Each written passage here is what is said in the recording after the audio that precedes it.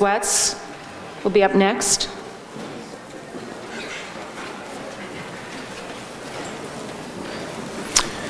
Good morning, Madam Chair. Thank you very much for having me. My name is Schutten. I'm a native of Hamilton, Hamiltonian by birth. I'm also a constitutional lawyer with a law degree from the University of Ottawa, a Master of Laws degree from Osgoode Hall, and a certificate in human rights law. I've reviewed the proposed City of Hamilton Protocol for Gender Identity and Gender Expression, as well as the Ontario Human Rights Code and other documents from the Ontario Human Rights Commission, and have come to the conclusion that while there are some sections within the protocol that can be commended, and I do commend those who worked on it, there are other sections that still require some amendment in order to improve and strengthen this document. In particular, the protocol lacks proper balancing of rights, which is a major requirement in human rights law. It also underplays the role of the Ontario Human Rights Code in protecting spaces which are segregated by sex. It also fails to account for other constitutional rights and protections, including the freedom of expression. It employs vague and ambiguous clause construction such that clarity on rights and on obligations is lacking, and also failed to consult with other reasonable stakeholders for broader perspectives. So just a couple of comments on the things that are worth commendation and should remain. I note that Section 1 on the privacy and confidentiality in the protocol, page 4, is an excellent section and should remain as it's written. It should be applauded. Subsection 5.2 of the protocol, page 6, also is a good section, or at least it was when I was analyzing the protocol. I just heard this morning that there's been an amendment to it. The word "and lived" has been removed. I believe that should remain there because it protects against imposters. By imposters, I mean biological cisgendered men in particular who would take advantage of protocols like this and commit violence against women. There is documented case law in Ontario where this in fact has happened. So this is not transgender individuals who do this, it's cisgender males who do this by taking advantage of vague language in protocols such as this one. I also commend subsection 5.3, the first part, and subsection 5.6 of the protocol on page 7 is an excellent addition. I'm very happy to see it in the protocol. Thank you for having it there.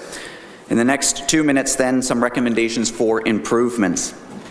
Subsection 2.2, looking at page 4 of the protocol, it raises a prima facie violation of section 2B of the Charter, which is freedom of expression. Mandating or compelling speech is an obvious violation of the Charter. I would recommend striking the last 3 words from that section, limiting it to as follows: all persons must be referred to by their preferred name, period. I think that subsection 5.3 requires some amendment as well. The phrase, quote, "but this option," referring to single stall washroom, "should not be imposed upon an individual because of the individual's gender identity." That phrase is problematic for 2 reasons. First, it confuses gender with sex. The segregation of change rooms and washrooms is according to sex, not gender. If, in fact, it were according to gender, then the Ontario Human Rights Code itself would be transphobic or would be violating some sort of human right.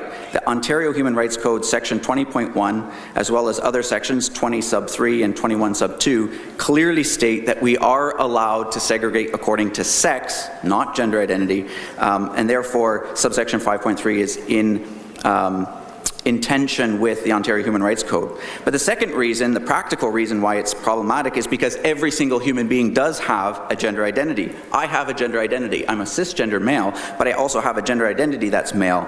If in fact this phrase remains in subsection 5.3, there is no reason, there's no way to compel me as a cisgender male to use a male-only washroom. But I should be compelled to use a male-only washroom. That's where I should be changing, showering, using the washroom, etc. So I recommend removing that phrase. The final recommendation I would make is subsection 5.5, striking the phrase "including a challenge to the person's right to access washroom, change room space because of their gender identity or gender expression." That phrase, again, adds unnecessary confusion to the protocol and limits reasonable dialogue on these emotional issues. My final recommendation then to this committee is that the draft protocol be sent back for revision and for further consultation with other citizens in order to properly balance competing rights. Thank you very much. Thank you, Andre. Are there any further questions or any questions at all for the presenter? Seeing none, thank you for your presentation.